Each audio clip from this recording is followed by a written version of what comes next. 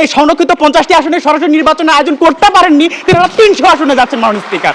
এই পর্যায়ে আহ্বান জানাচ্ছি আজকে ছায়া সংসদের মাননীয় প্রধানমন্ত্রী তথা সংসদ নেতা মোহাম্মদ আবু জুবাইরকে ওয়াইন্ড আপ সেশনে পুনরায় তার বক্তব্য প্রদান করবার জন্য। ধন্যবাদ মাননীয় স্পিকার, আমাকে আবারও বক্তব্য প্রদানের সুযোগ করে দেওয়ার জন্য। মাননীয় স্পিকার, আমার বিরোধী দলের সব বক্তারই বক্তব্য শুনে আমার মনে হলো তিনারা আজকে বিতর্কের মশনি ধরতে পারেননি। এখানে স্পষ্টভাবে লেখা আছে সংরক্ষিত নারী আসনের নির্বাচন ও নারীর ক্ষমতায়ন নিয়ে। মাননীয় স্পিকার, মোশন ছিল সংরক্ষিত নারী আসনের সরাসরি নির্বাচন হলেই নারীর ক্ষমতায়ন নিশ্চিত হবে। মাননীয় স্পিকার, তারা আজকে মশনি ধরতে পারেননি।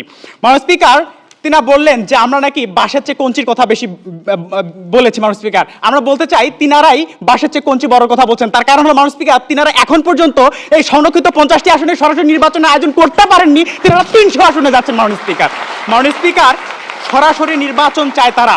মাননীয় স্পিকার, আমরা এখন পর্যন্ত 50টি আসনে আমরা সরাসরি নির্বাচনের আয়োজন করতে পারিনি, এখন পর্যন্ত এটা নিশ্চিত করতে পারিনি। আমরা এটা যখন নিশ্চিত করতে পারবো তখন মাননীয় স্পিকার আমরা বুঝতে পারবো যে আসলে 300 আসনে সরাসরি নারী নির্বাচনে যাওয়ার যোগ্যতা সম্পন্ন হয়েছে কিনা। মাননীয় স্পিকার, তিনারা বলেছেন যে নির্বাচন পদ্ধতির কথা।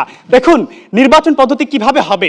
সংরক্ষিত বর্তমানে 50টি আসন রয়েছে, এই 50টি আসন আপনি যদি ভাগ করেন কিভাবে হবে? টোটাল 6টি, একটি আসনের বিপরীতে 300 আসনের মানে 6টি আসন মিলে একটি আসন হবে, এভাবেই হয়তো নির্বাচন হবে।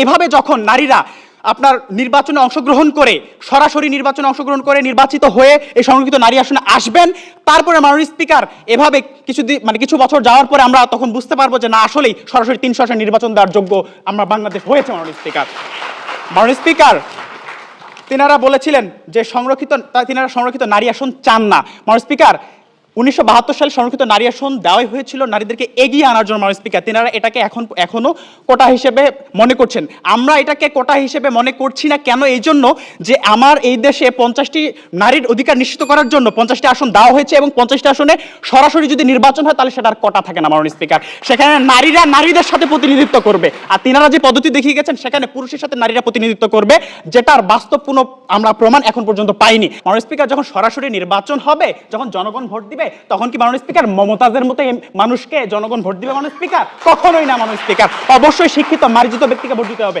এবং যখন সরাসরি নির্বাচিত হয়ে এখানে আসবেন তার জন্য অবশ্যই তাকে এই বিষয়গুলো অর্জন করতে হবে। মাননীয় স্পিকার, 15 সেকেন্ড সময় চেয়ে নিচ্ছি।